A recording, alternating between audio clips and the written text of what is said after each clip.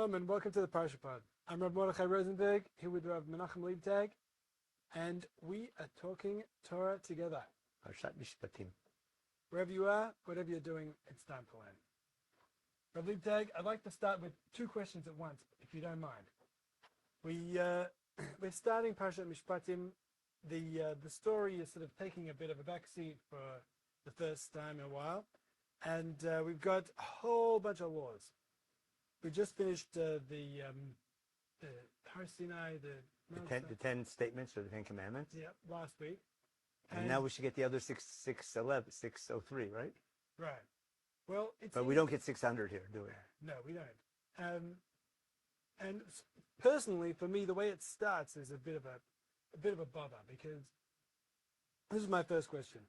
We've just come out of slavery, and the very first set of laws are about slavery, and it's not getting rid of it. It's keeping it. And I know we kind of give the slaves the more rights than we had, but it just feels like just forbid it. It should be forbidden. Like lo tignov, lo tirsach, lo ta'avid. Yeah. And I don't know. Rabbi Stack has an answer that I've heard with you. He said you need to get rid of slavery through freedom. Like, you need people to freely choose to get rid of slavery. But I mean, you could have just prohibited slavery. That's the first thing. And the second thing is, this is followed. It didn't work for adultery, did it? Right. So then the next thing is that we're followed by just a whole random assortment of laws. It seems like, I mean, there's some interesting laws here, but I can't make head or tail of it. I don't know what the order is. We're jumping from topic to topic, it seems like witchcraft in the middle, and lost items, and people fighting, damages, shomrim. Yeah, then you got like religious laws as well in there. What's going on? Okay, you couldn't ask a better question. You said two questions. Yeah, I'll answer with the same answer. Okay. Okay, good. Okay. When you read the laws in a linear way, you're confused. Right. One of the key tools in understanding Chumash is Chumash works what's called an envelope, in chiasms. There's a set of laws there that have a beautiful structure to them, but you got to don't think like Euclidean geometry. You're not on a plane, you're on a globe, meaning you have to look from a different angle. The first thing, whenever you study Chumash, you have to identify units. One thing I try to teach all the time. And Parshat Mishpatim doesn't begin in Parshat Mishpatim. Parshat Mishpatim began the last aliyah in last week's Parsha, after the 10 commandments are over, the 10 statements are over, in Pasuk Yutet in Parasha, in verse 19 in chapter 20, Vayomer Hashem Moshe, God tells Moshe, Kol Tomaro B'nei Yisrael, go tell the following to the children of Israel, ... Now, that begins a unit. God's telling Moshe Rabbeinu, here's a set of laws I want you to teach the Jewish people. And this set of laws begins in the end of Parasha, with these psukim, the last aliyah of Yitro, and continues for the next 3 chapters into the end of Parashat Gimel and Parshat Mishpatim. The majority of it is laws, but I have 3 chapters of law, followed by a short promise about God's going to help you conquer the land of Israel. Right. So there's 3 chapters, which takes probably an hour to read out loud or something like that. But God is telling Moshe Rabbeinu at Har Sinai, on the same day as we get the 10 commandments, we don't want to hear directly from God anymore, but the people stand at a distance. And God tells Moshe, Moshe goes up into the Arafel, the people are standing at the foot. God tells Moshe, go tell these laws to the Jewish people. And this is our first lesson in Jewish education. We had a contract, 10 statements, I'm your boss, you can't work for anybody else, remember? You chose to make my name great, remember? Don't do a lousy job. Shabbat will be our weekly reminder of the covenant, honoring tradition, parents, and then all the terrible things that we don't want anyone to do, stealing, adultery, killing, etc., but don't even think about it because you're my people. We talked about that last week. Those are principles, and that's in the contract. Now let's get down to nitty-gritty. Right. Now, my first class in Jewish law. Now, most religions are laws between God and man. You have a religion, that's what you expect. Right. That's what religion's about. And sure enough, in this unit, when you study it, the opening law is about how to serve God, and the closing law is how to serve God. If I look at the laws in an envelope structure, the first 3-4 psukim, God says, don't make idols out of me. In other words, you didn't say anything. You want to remember this event? I want to make like a little model, a little image of what I heard, something to remember Har Sinai. Yeah. I like to use the analogy, I call it sweatshirts. Know what I mean? Every gap year program, at the end of the year, you have to make a sweatshirt. Yeah. No one needs a sweatshirt. They have plenty at home in their closet. But you need a physical memory of your year in Israel. Yeah. Or your summer camp, whatever it was. If you have an event together, a t-shirt or a sweatshirt or something, you need to remember the event. I need something physical to remember the event. And we're afraid that maybe the people are I want to remember Mount Sinai.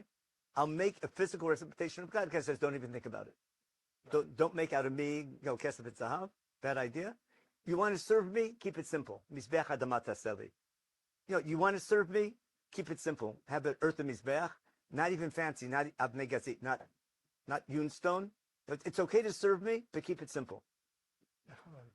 Don't we have mizbachim that are made of other things? Like, when do we even have a mizbech? I don't know. A mizbech made out of. But God's saying, when you make a mizbech, every religion, you bring presents to a god. I know, but like the mizbech in the. Abraham built mizbachol. It doesn't say how he built them. Right, but the altar. He even made a matzeva, but God says that was okay for them, not for us. But the altar in the Mishkan, an altar in It's the adama. Made of adama? Yeah. Isn't it made out of like copper? No, the frame. The frame is what do you call? It's filled with adama, and you put nechoshet around it. Right. But So it has instead like a the filling would be adama. So it's hollow and filled with adama. But it's never you don't carve stone to make it. But before you have the fancy one in the Mishkan, this is before the Mishkan. That's the big question: is the Mishkan giving into this because it's made out of kesef zahav? Right. No, that's the question. When God says, "Don't make for me eloi kesef lechazav," means like I don't need that. Right. But if you want to, that's what Aaron thought. No, you don't have to, but it can't hurt, kind of idea. Like, I don't need jewelry, but just be a good husband. But if you're buying me a ring or a present, I'm not going to complain. Yeah, you could look at it that way. But before we get off track, the first law is about how to serve God. Yeah. This law is about mizbeach. That's all, very simple. And how not to serve God. Then, for the next 3 chapters, 95% are laws between man and man. The last law will be the Shlosh Regalim. Again, how to serve God 3 times a year on the agricultural holidays, with some special laws about Lo tizbach al chametz tam zivchi and Lo tvash agdi b'chal levimo. The first couple of psukim, the first 3-4 verses, are laws about how to serve God, how not to serve God. The last laws in this unit are how to serve God in the land of Israel on the 3 critical times of the agricultural year, in the Aviv, the Katsir, in the spring, in the grain harvest, and the fruit harvest. And in between are primarily laws between man and his fellow man. So that's already a framework. And just that framework itself tells you a lot. Because in Judaism, the main way you serve your God is not by bringing sacrifices, but by how you treat your fellow man. Now, most religions are primarily laws between God and man. But in Chumash, every man is made in God's image. That's in Bereshit. And therefore, the way you treat your fellow man in the society that you build is part of serving God. You serve God. Now, that's a revolution in religion. That the main thing God wants from you is justice. It's mishpat and staka, we'll see. So hold on a second. So the overall structure of Parshat Mishpatim, starting with the last few psukim of last week's Parasha, is number 1, how to serve man. That's like the ABA. A is how to serve God is A. How to serve, how not to serve, okay? How to serve and how not to serve. And at the very end, we also have A, which is how to serve God with the festival. When you come to the land of Israel with the agriculture. Right. And then in the middle, we have a vast quantity of saying how you treat your fellow human being, because the human being is in the image of God, and that is the revolutionary message so far of the Torah. Main way that your religion is primarily, it's enveloped by how to serve God, but in between is how you treat your fellow man. Wow. Right. Now, inside this unit, there are 2 groups. The first are called Mishpatim. Remember, God told Avraham Avinu, back in thing, I chose you to do Mishpat and Tzedakah. We talked about that in Parsha Va'era. Yeah. We'll have a lot of laws of Mishpatim and the laws related to Tzedakah. There'll be 2 units of laws. And when you read carefully, you can't miss the 2 units.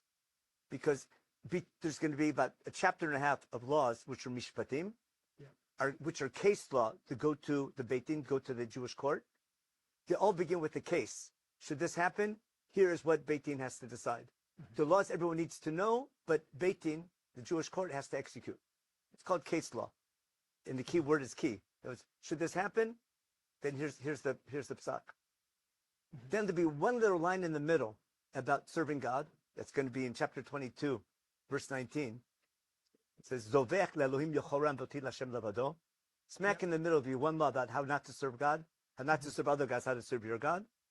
And that'll be a divider.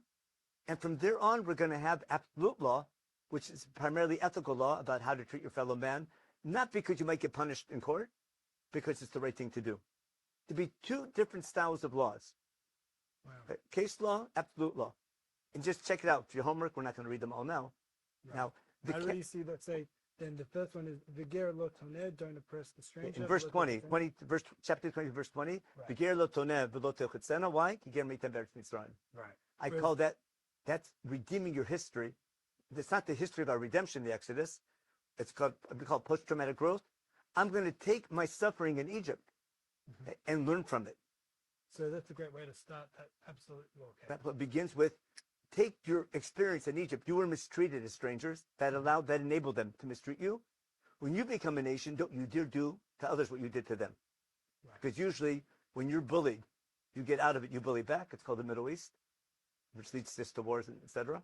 Chumash is telling you, you were bullied. Know what it feels like to be bullied. Don't you dare do that to somebody else. Right. And that's going to be a refrain all through Chumash. Now, the second set of laws that you mentioned in 22:20, V'ger lo tochatz ki ger meitem. Now, and if we weren't slaves in Egypt, of course you couldn't cheat a stranger. But you of all people shouldn't treat a stranger. And all these laws are going to end right before the Shosh Regalim. They're going to end in chapter 23, verse 9, with almost the same line. It'll be another envelope inside this envelope. The second half of laws, which are ethical laws, begin with V'ger lo toneh v'lo techetzena. Don't cheat a ger. Yep. And in chapter 23, verse 9, we have almost the same word. V'ger lo tochatz. And then the most important line, Vatem yidatem et nefesh hagir. You know what it feels like to be a stranger because you were strangers in Egypt. Yeah. And now we enveloped a whole set of laws. Remember, Chumash doesn't waste words, but it's very repetitive sometimes. Repeating the same line in the beginning and the end builds a unit. Right. There's a unit, a sub-unit inside this unit. I call that unit, we'll see tzedakah. There's Mishpatim, Mishpat, and now we have tzedakah. Which is the right thing to do. Not because you're afraid of getting punished, but because it's the right thing to do. Right. So that reference to the ger and not oppressing the stranger is the chiasm, that the envelope that contains that second part of the middle section of the overall. Yeah, of the ethical laws. Now, the first set of laws, the case laws, are classic Mesopotamian law. That's why there's so many similarities to Hammurabi without getting to the numbers. The style of law, remember, we grew up in Egypt. In Egypt, there was civil law, probably similar to Hammurabi. Don't be surprised that we have a civil law system that we have to calibrate. So the cases are very similar to ancient Near Eastern law. The Chiddush, what's new here is what Beit Din decides on these laws. Right. And all of a sudden, in these laws, in Jewish law, the rights of a servant are way up there. You follow? You ask the question, why servants up front? Of course there's slavery, because that's part of life. It's not slavery, it's a worker. And in Judaism, you don't own the worker, you own his work output. When you buy a slave, you basically have a live-in maid kind of idea, or a servant. Right. But you don't own him, you own the work output. And he has rights. And if he can't make a living on his own, you have to take care of him. Yeah. But treat him like a human being, you don't own him. Don't treat your slave like they're slaves. Therefore, it's the first law. Because take how you were mistreated, and of course there'll be avadim. Again, it doesn't mean slavery, it means a servant. Treat him like a human being. Treat him with respect. Take care of his wife, etc. Make sure he has a family. And same thing with the female servant and things like that. Now, then we have laws which every side has called assault. But damages. The rabbis call it nizikin. Yeah. And we have a whole set of laws that are very organized, because the first set of laws after the laws of servants is what happens when one human being assaults another human being. It's called Adam Hamazik. The Nizikin means damages. You can cause damage to another person, and if I take the first section of law, which begins now with chapter 21, verse 12, Makish b'meit mot yumat, when you commit murder, put them to death. That's the opening. But what happens is premeditated, not premeditated, things like that. It gets into detail. But it's one human being causing damage to another human being.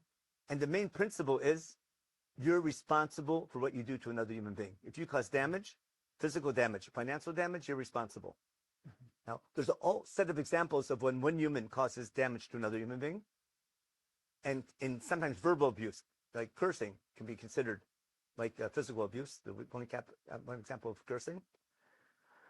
And you have to take responsibility. And the same thing applies if you hurt your slave. Right. Remember? If you kill your slave, you're responsible for that. No komi no came. Right? In Epistemian law, no. You own your slave. If you kill him, so big deal. In Jewish law, you're responsible because you own his work output, not his life. How about the interpersonal assault? That similar or different to Mesopotamian? So again, the cases are similar. The psak, the court decision is slightly different.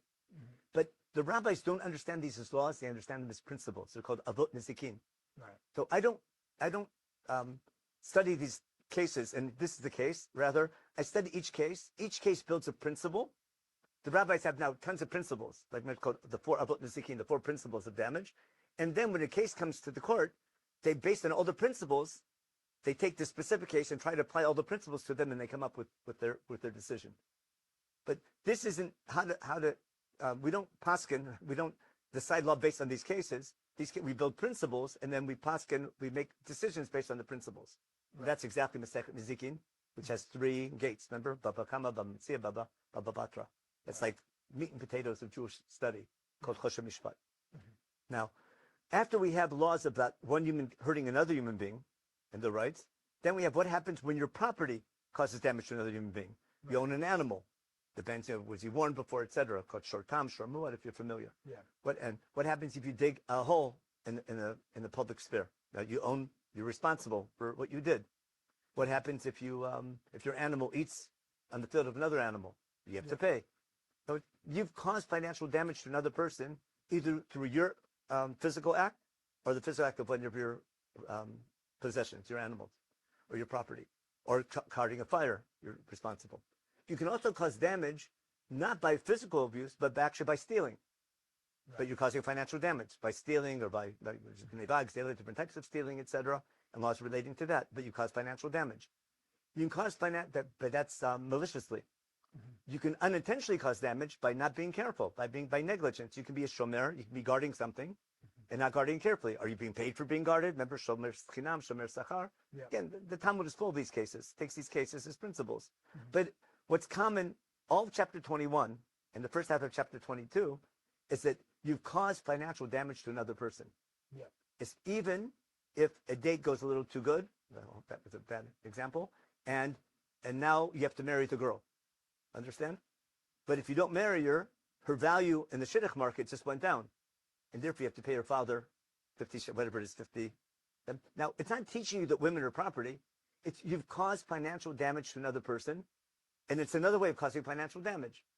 But by having relations with his daughter and not marrying her afterwards, you've caused financial damage to the father.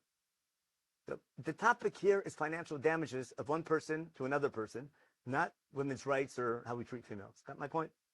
So it seems like, I don't know, I feel like we need to have a whole chat about just that one. Okay, but all I'm showing you is that what's common to all these cases, there's a case followed by a psak, by Beit Din making a decision, which builds a principle. And what's the principle? If one human causes financial damage to another human being in a wide range of scenarios, you're responsible for your actions and for your property, which is civil law at its best. Now, is that principle consistent with the Hammurabi Code? Like, it follows the same idea, but what's upgraded are the rights of a slave, and a different maybe idea of justice. Like ayin tachat ayin, but does that mean you poke out his eye, or it's a principle that you pay for what the person did, not for who he was? In the Hammurabi law, if you did something to another human being, it depends on your social status. If you're a citizen, if you're a slave, if you're a foreigner, etc., whatever you are. Mm-hmm. So the punishment is a function of your social status. In Judaism, it's a function of what you did. And that's the idea of ayin tachat ayin. It doesn't mean you poke out his eye for his eye. That's the way the rabbis understand it. Right. It's that it could be the value, how to interpret. It's a principle, that you pay for what you did wrong, Right. and it's a function of what you did to another person, not of who that person was or who did it. In other words, all eyes are equal. Doesn't matter if you're high in society and somebody else is low in society. You knock down an eye, you pay the value of that eye. If I'm the son of the king and I hurt a slave, I'm just responsible if the slave hit me as if I hit the slave. Right. So that is, in a sense, another revolutionary statement of the Torah that, in a sense, is All men are created equal. Yeah. right. The idea that you are always responsible regardless of your social status. Yeah. And now, then I take the second, those are case laws, which is universal. Every society has those. I'm just calibrating them to Torah standards. And now I have the whole thing of Jewish law, where even though it doesn't go to court, some it doesn't go to court because people don't go to court. Like a foreigner, a widow, an orphan don't even have a lawyer, don't know to go to court. But don't take advantage of that. The fact that you're not in court doesn't mean you're okay. Interesting. So is this now into the second? The second section. And God so, says, So just to review the first section, we've got the servants, assault of a person, assault of property or buy property, and then stealing, like losing somebody's property. And malicious damage. And But, negligent damage. Wow. Okay, so it's kind of like decreasing levels of association with the individual. But bottom line, you're responsible for your deeds, and you have to pay compensation, which is the basic of civil law. Wonderful. But that's our baseline. That's mishpat that every side has. We take it to an extreme. But on top of that, we have to have an ethical society, and cases don't go to Beit Din. But lend money. You should lend money. Don't take interest. Right. Don't take advantage of an orphan or widow. And one of the beautiful lines is, and if you do, God will hear their cry, and he'll punish you. And he'll make your wife a widow, which is a nice way of saying, and your children orphans, which is a nice way of saying he's going to kill you. Now, but you have the same words from the Exodus. I call this echoes of the Exodus. If you look in chapter 22, verse 21, 22, what's it say there? If you mistreat an orphan or a widow, they'll cry out to me. If you oppress them, if he cries out to me, I'll hear I'll hear his cry, and then I'll get angry and punish them. That's the same thing God said in the beginning of the Exodus, in the end of chapter 2. Okay? God heard their cry, remember? When they cried out, God heard their cry, and he came and saved them. And therefore I call all these laws echoes of the Exodus. Because we're redeeming our history, and just like God heard the cry, our cry, if we do the same thing to others, he'll hear their cry and punish us. I love how the Exodus is immediately turned into a responsibility. It's not like, all right, we're free now, let's party. You're free now, so learn the lessons. Let's party. Or we got bullied, let's bully back now. Now that we're free. That's classic human behavior. And that's what Chumash is trying to fight. That's not easy. It's easier said than done. It goes against human nature sometimes. Then there's laws about how Beit Din has to behave, following majority rule, not playing favorites because of people's financial status, etc. Not just returning lost items, but when I have a good reason not to help, if I someone I don't like, and then if his animal's wandering around, why should I help him? I hate the guy. No, I have to return it to him. And if his animal's having trouble, help them out, even though you hate the guy. And that's how you build friendships. Again, I can't demand that. I can't take you to court because you didn't return my lost item. I can't steal it, but if I just let it wander. But God can hold you responsible. And then we have the famous midvar sheker terchak, don't go into lying, don't take shochad, don't take bribes towards the end, and then the ger. And the most interesting thing is right at the end, there's a little transition, and I guess we'll end with this. The last law we saw was taking care of the stranger again. Remember? And you of all people, you know what it feels like to be a stranger. That was in 23:9. In 23:10, 11, and 12, we have laws between God and man, but also between man and man. What are Shemitah and Shabbat? But what's the reason for Shemitah? They're all 6 and 7 again. We'll go back to the theme back from Breshit. But 6 years you work your land, 7th year Shemitah. But why? So your poor people have what to eat. It's a law between God and man, but for the sake of the poor. Then we have Shabbat. Work 6 days a week. Don't work on Shabbat. Why? So your workers have a day of rest. What's it say next? You don't work on Saturday, on the 7th day, so your workers have a day of rest. And you need, take it easy for a day. But that's to build a just society again. So it's a law between God and man with an overtone of man and man. And it's a beautiful segue until Shalosh Regalim. Now, in my opinion, the most important line, and this is a super revolution in religion, is verse 13 in chapter 23. Because the Shalosh Regalim begin in verse 14. We all know Shalosh Regalim Toli Bashana. The 3 agricultural holidays in the Aviv in the spring, in the grain harvest, Katsir, and the Asif, right? God says, I want to see you in my office. Got that? Why? Because I don't want you going to other gods. But look at the translation that leads into it in verse 13. In verse 13, everything I just told you for the last 3 chapters, keep them. Mishmor. Everything I just told you. That's all the laws of Parshat Mishpatim. 3 chapters primarily between man and man. And don't you dare mention the names of other gods. Who are these other gods? The Canaanite gods. The rain god. Remember Baal and Asherah, fertility god. All the gods of nature. All the gods of mythology. Who people believed in because you need them for nature. Because you need them, especially on the agricultural times of the year. So God's saying, if you want your agriculture to be successful, if you want rain at the right time, like we say in Shema, if you want your land to give its produce, don't turn to the idols of Canaan. Don't turn to Baal and Asherah, etc. Turn to your God, but your God, don't ask your God for rain, rather. Come to your God and remember your God is in charge, who's the God of all powers of nature. But based on what does he give you rain? Based on you keeping the laws of Parshat Mishpatim. You understand the revolution in religion? I need to come and visit God. I go to the temple 3 times a year. We go and we pray to God, especially at the critical times when I need nature on my side, to remember there's one God in charge of nature, but it's a God who judges us based on our deeds. That's the second Parsha of Kriyat Shema. And the theme all the Tochachot. Now, that idea... Hold on. Is that a specific line? Or is that's verse 13. Look at verse 13 again. That's a summary of everything of the last 3 chapters. Yeah. Don't you dare mention names of other kings, of other gods. Okay? Instead, Shalosh Regalim, come to me 3 times a year. Got it. In other words, I don't begin the Shalosh Regalim with Shalosh Regalim. I begin the pasuk beforehand. Right. Like, keep the laws of Parshat Mishpatim. Don't go to other gods for your needs, for your agricultural needs, for your prosperity.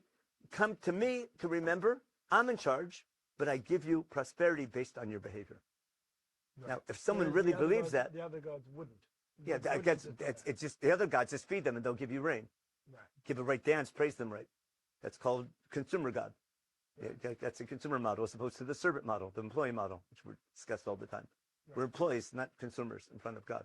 Okay. Now, if you really believe that God judges you based on your behavior, not just my behavior, our society, then if you really want prosperity and you want rain and you want to have food on your table, you better build a just society. And you better follow us at Parshat Mishpatim. That's a new type of religion, where we believe in a God, but the way we worship our God, it's the way we get from God what we need, the way we get the powers of nature on our side, is going to be by how we behave with our fellow man. And therefore, that structure, Parshat Mishpatim, is fundamental. It's our first lesson in Judaism. And that's why Parshat Mishpatim comes with the 10 Commandments. It's our first lesson what it means to be Jewish and how to become a society representing God. Wow. That's a whole new... So it's not just... When you just read it linearly, you're jumping from place to place. Yeah. When you read it envelope, chiastically, and see the structure and the units and its setting and the 2 parts, it's a masterpiece. Beautiful. Of law. All right, so let's just summarize that structure. So we've got an overall structure of sort of religion as being the envelope and religion in the middle, right? Or like service of Hashem and outside. I call it a double whopper with my 18-year-olds. You never a double whopper? You get a hamburger with 2 buns and a bun in the middle and 2 slabs of meat? Right. Okay. Okay, so you got the bread is the Avodat Hashem. That's classic religion, yeah. Right, classic religion. And then the meat is the service.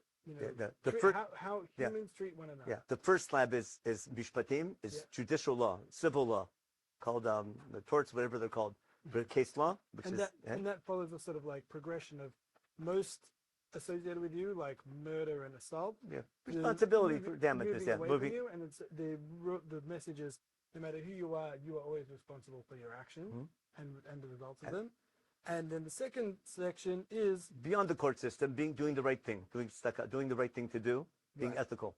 Yeah. Even when you don't have to be. Right. Even when you're not going to get caught, even though there's no punishment because Right. God's watching. Right. And I like how it kind of moves from the sort of almana, the widow and the orphan, and loans and lost items, and then it sort of works its way towards sort of the religious practices with Shemitah and then Shabbat, but from the perspective of taking care of workers and the poor. So it segues into that way. Yeah. Right. It segues into the idea that you want a good agricultural, to be taken care of in your agricultural cycle by God, who cares about the way you treat one another.